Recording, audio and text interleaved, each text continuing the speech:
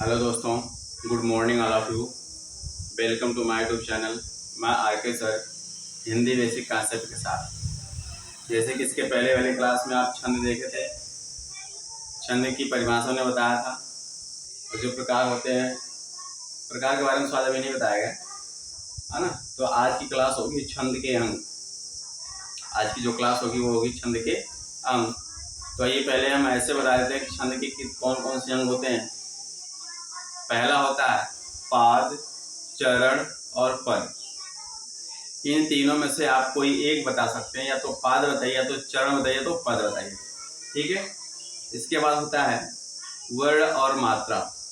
वर्ण और मात्रा। फिर होता है संख्या या क्रम, चाहे आप संख्या कहिए या फिर क्रम कहिए। अगले नंबर पर आता है गण आता है। इसके बाद आता है यति आता है। इसके बाद गति आता है और लास्ट में आपका तुक आता है। ठीक है। तो ये है छंद के चरण। आइए हम लिख करके और किसके किसके क्या कारण होते हैं, क्यों कहा जाता है, कितने होते हैं, ये सब जानेंगे। छंद के अंग हम जानेंगे। छंद के अंग, छंद के अंग एक एक करके हम सीधे से जानेंगे। पहला आपका क्या है? पाद।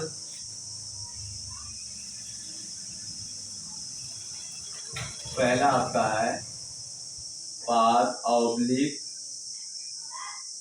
चरण ऑब्लिक पद। ठीक है।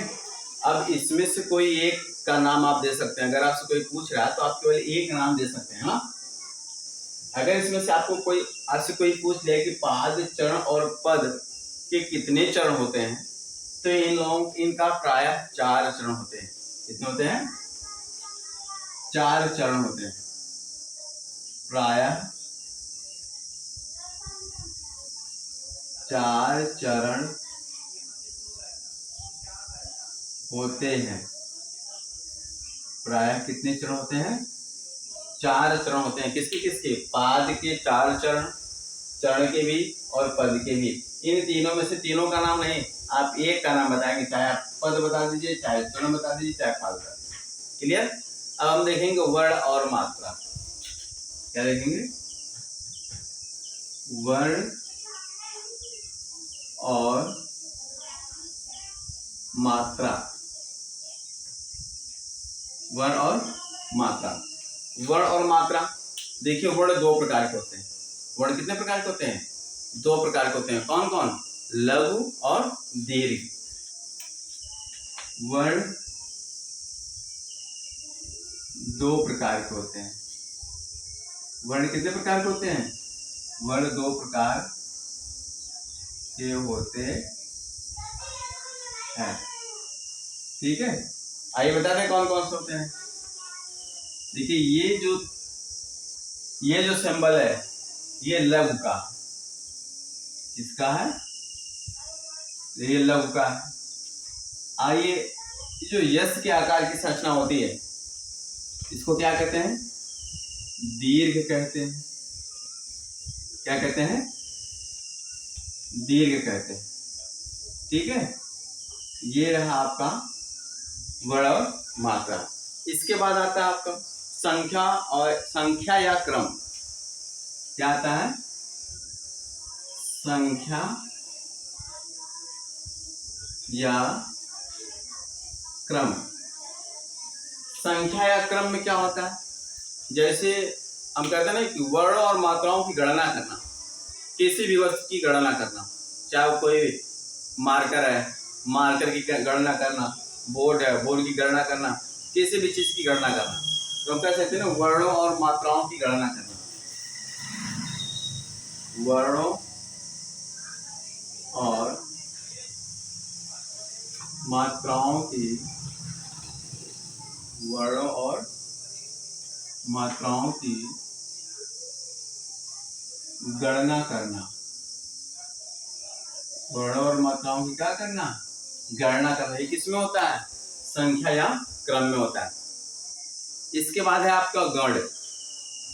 क्या है? गण। अब देखें गण की क्या विशेषता है। गण की क्या विशेषता है? गण की जो विशेषता है, गण में 3 वर्णों का समूह होता है। गण में क्या होता है? 3 वर्णों का समूह होता है, 3 वर्णों का एक गण होता है। इसको हम क्या कहेंगे? 3 वर्णों का एक गण होता है। 3 वर्णों का एक गण होता है। जहां 3 वर्ण होते हैं उसी को गण कहा जाता है। ठीक है। इसके बाद है आपका गति। क्या है? गति। अब तक तो आप भौतिक विज्ञान में ही गति पढ़ रहे होंगे, लेकिन आज आप हिंदी में गति पढ़ेंगे। गति किससे कहते हैं? तो हिंदी में जो गति की परिभाषा होती है, कविता पढ़ने के प्रवाह को गति कहते हैं। जैसे हम किताब है हमारे पास, हम कविता पढ़ रहे हैं, जो पढ़ने की हमारी स्पीड है, जो प्रवाह है, जो ध्वनियाँ है ना, वही क्या है? गति। तो क्या कविता पढ़ने के प्रवाह को, कविता पढ़ने के प्रवाह को गति कहते हैं। कविता पढ़ने के प्रवाह को गति कहते हैं। समझ में आ गया ना? इसके बाद है आपका यति। यति विराम। क्या आता है? यति विराम। यति विराम में जैसे जहां आप ठहर जाए, ठीक है, जहां आप रुक जाए, कोई वस्तु है, पढ़ते पढ़ते या लिखते लिखते हम जहां रुक जाते हैं वही क्या होता है? विराम होता है, ठहरना जिसको कहते हैं। अब लास्ट में आपका है तुक।